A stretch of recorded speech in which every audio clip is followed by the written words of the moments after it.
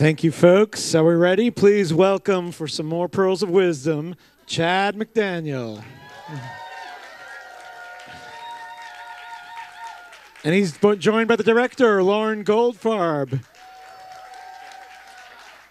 And to lead this conversation, I don't know if we updated everybody, Victor Calise.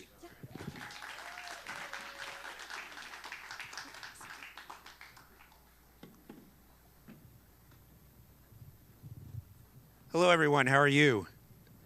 All right, this is working. So, Chad, I think we should rename that 1,000 pounds of dynamite. Thank you. Yeah. Can you hear me okay? Yeah. Okay. All right. Well, yeah, I hear you. Loren, great to see you. Good to meet you. So, yeah, there's just so much going through my head right now. And like Yitzi said before, is when I first opened Real Abilities Film Festival the night, I said, what, if you were going to be a Real Abilities Film Festival film, which one would you be and why? And I said 96 Pounds of Dynamite because I loved how explosive it was and how straightforward everything was. And that's exactly what I got out of this movie. So thank you. Thank you. So, Loren, I want to start with you, right? How'd the movie come about? Like, how did it all start? So I'm a pool player as well. Okay. And all right, so that synergy's right there. Right. So, yeah. So I'd been looking for a project. I had a list in my phone, and I'd get an idea, and I'd get all excited about it, then lose interest, and kind of move on, and just keep adding to the list. And then I just happened to meet Chad, or I happened to see him at the pool hall you see in the film a few times. I saw him there. I don't normally play there. I play somewhere else. And I saw him wheeling around, and I was just thinking to myself, how is he playing? Right. Like, how is this guy playing? He can't get out onto the table. I mean, I'm almost 6'4". I can reach across the table very easily. And so anyway, I didn't have a chance to see him play, and then we were in Orlando at this regional event where he won that entitled him to go to Vegas. And I had a few minutes in between matches, and I sat and watched him play. And he just wiped the floor with his opponent. I mean, I was just astounded at how good he was. And then that led to, I learned that we had a mutual friend who put us in contact, and then I met with Chad and Allison at their house. And I was just blown away by his story, by his backstory, and just decided that I thought it was something worth pursuing. And fortunately, he and Allison were on board with it. Yeah, that's a coincidence, right? The love of pool and just kind of bringing something together, what a game could actually do, right? Build that camaraderie. So, Chad, I mean, there's just so much that like I could start with, but you know, I think you said something in the beginning about your dad, right? That born with a disability. I can't read I was writing in the dark, but you said something really interesting about your dad. And then what was really cool about your dad, although you said you didn't get along with him, but he helped you, inspired you to get in the pool, built the equipment that you needed to succeed. Can you talk a little bit about that? Yeah, he saw. Once I graduated from bumper pool, I really didn't need the bridge in bumper pool. When I started to play at Rainbows there on a bigger table, he saw that I had a requirement to be able to reach better than with a normal table bridge, and he wanted to come up with something portable. And my dad should have been an engineer. He should have went to college. He should have went to engineering. He's a brilliant guy. He's a carpenter by trade. But that's where you get all your angles from, right? Exactly. And so he just come up with the idea of putting the PVC pipe together, the coat hanger wire. I mean, it looked really crude, the first iteration. Right. But he wanted to help me in that way, you know. And it's kind of funny because when I started at 13, he and I shot a game together, and he banked every ball and beat me. And then at 16, I banked every ball and beat him. Yeah. There you go. Right? Yeah, competition, it means a lot, right? You want to beat your dad always, right? Yeah, well, I'm glad you had opportunities to share that moment with him. And, you know, I love the camaraderie across your team and everything that you were doing with the teammates. I want to ask you a question about competition, right? Because there are so many people that, you know, said, oh, here comes this person with a disability. I'm going to wipe wipe the field with them, but like you actually beat them, right? And then with that, did they? I was like, can you explain a little bit about that? Some of the people that you went across, and then did anyone actually say, "Oh, this guy is cheating because he's using a piece of adaptive equipment"? No, nobody's ever tried to say anything about me cheating with that. A couple of people have tried to give me a little bit of a hard time about using the extension on the butt of the cue, but it turns out that's perfectly legal as well. They didn't have a leg to stand on, so to speak. But no, for the most part, everybody's, they're okay with it. They get the hint about, third or fourth shot that I slam in the hole on them that, oh, I need to take this guy serious, and so. So Loren, there's so much to be said about the film, right? I love the music. You got the 1970s porn music in there, right? But really thinking about all the right songs at all the right moments. Like how'd you go about picking the music? Because it really brought you, at least it did for me, like brought me into the moment. Yeah, there's a lot of change in mood and in some cases time signature, and it's a lot of, because there's a lot of emotion, right? It's going like, the film's kind of going like this. Yeah. And my editor, Kim O'Neill, gets a lot of the credit for selecting the music. And typically it's not the role of the editor necessarily, but she's very strong with music. So she picked a lot of it. We went back and forth with some. I didn't like some of the selections. We'd go back and forth, and but she gets a lot of the credit for it. And we used a library. We didn't have it composed, primarily because with so many changes in the tone, I think it would have been cost prohibitive, right, to do it. Yeah, so you got to keep the budget, right? Yeah, we went with a library, a very strong library that provided us everything we needed. Yeah, and I loved how you fused your love of music, Chad, and Allison's your love of music in there too. So I just wanted to point that out. That really brought something to me. And then I thought this was going to be about pool and you going to Vegas and just coming back a rich man, but it really was a love story. Like a love story to your mom, a love story to the people around you. Did you start off that way, Chad? Like, is this exactly what you wanted it to be? When we started this journey, we really had no clue. I mean, he approached me and said, "Oh, we're going to do a 15-minute film, blah, blah, blah. This is what we're going to do, the little thing." He shows up at my house 3 hours later, and he's like, "No, this is going to be a full-length feature. There you go. We're going to do this. I got the funding. Let's go." I'm like, okay. And in the process of us filming all of this, the tragedy struck, of losing my stepdad and then losing my mom, and then you saw the little brown and white dog. She died the night I got back from my mother's funeral, laying next to my head, I'm like, okay, that's enough, But then we got a new dog 3 weeks later. My wife said, "Nope, we're getting another dog." I'm like, oh, okay. You know how wives can be. They can overrule you in a heartbeat. But, at the end of the journey, the main thing I think I wanted to get across is just the hope. Give people hope. I've been through a lot.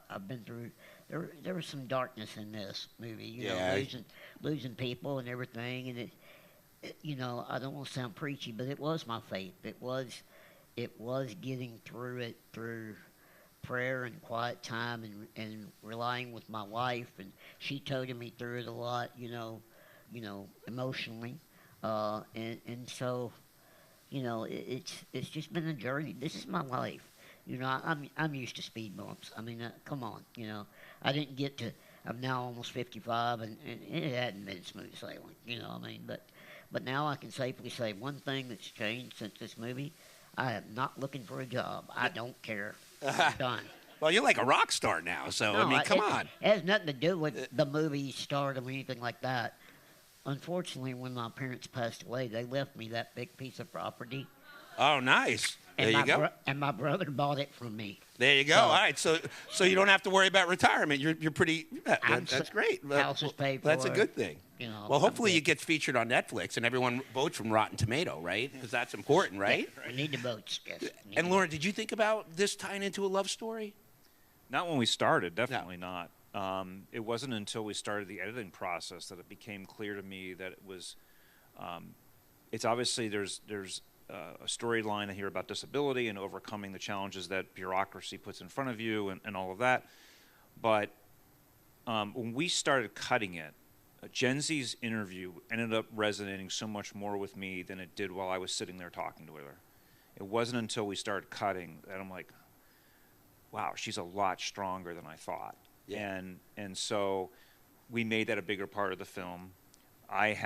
Chad and I come from very different worlds, but we have some things in common, and one of those is the importance of our mothers in our early life. And that really resonated with me, that part of the story. And then also his love of his life, Allison. I mean, it's a beautiful relationship. Chad and I have become very close friends. I'm acting as his personal care assistant during this trip. I'm thankful to him that he trusts me enough to do that. But we've become very close, and so I have gotten to see a lot more. I've learned a lot more about that relationship, and I see all the little moments now. Have a little education into how difficult we deal with traveling and things, and he's learned a little. Yeah, it's kind of funny. I think one of the funniest things was talking. You were talking about how you scoot, and I was thinking, well, it's a Chad shuffle, really. I mean, I love. We ought to call it now. We're going to call it the Chad shuffle. Yeah, it's got to be the Shorty shuffle. Actually, sounds better. Yeah, it's the Shorty shuffle. It's one of those things. I'm fortunate to have an awesome wife in my life too, and seeing that bonding that you did with Allison and how you two together, and I just loved how you went back and forth. Because let's face it, right? Florida's not the most public transportation friendly, and just the fact that you're able to go somewhere, not get in a car, right? Because you said you didn't want to drive, being able to get somewhere. And my question is, did you get to 200 beers yet? Oh, that's enough. Oh, this is don't ask. We actually drank 258, I believe. And the bar closed down before No I ever got way. my plaque. Yeah, World of Beer went out of business. World of Beer went out of business. December 31st, But did you get the plaque up? I never got the plaque. He owes me. That's what. I owe you the plaque. We got to get you. Man, Chad, you just got no pun intended, but because you were the baseball guy, but you got a lot of darn curveballs thrown your way. Yeah. And I love beer. Don't get me wrong, I love beer. Yeah, okay. But the funniest part is that bar did close down, but it was like 4 miles from my house. Well, since that, 3 more bars have opened within a mile of my house. So I'm not lacking beer, okay? But I just love how your personal life came in there. We're probably going to open it up for some questions because it looks like I'm being told about that right now. So I can go on because, dude, I love the movie. Loren, excellent. Chad, you're just like a superstar. So let's open it up to some questions. All right, we got one up top. There we go. Yeah, right there. I'm wondering, did you end up going back to Vegas? And if so, how did that go, Christian? I went back the next year. I won my first 2 matches. I played outstanding. I got into the 3rd round, and a redhead wiped the floor with me.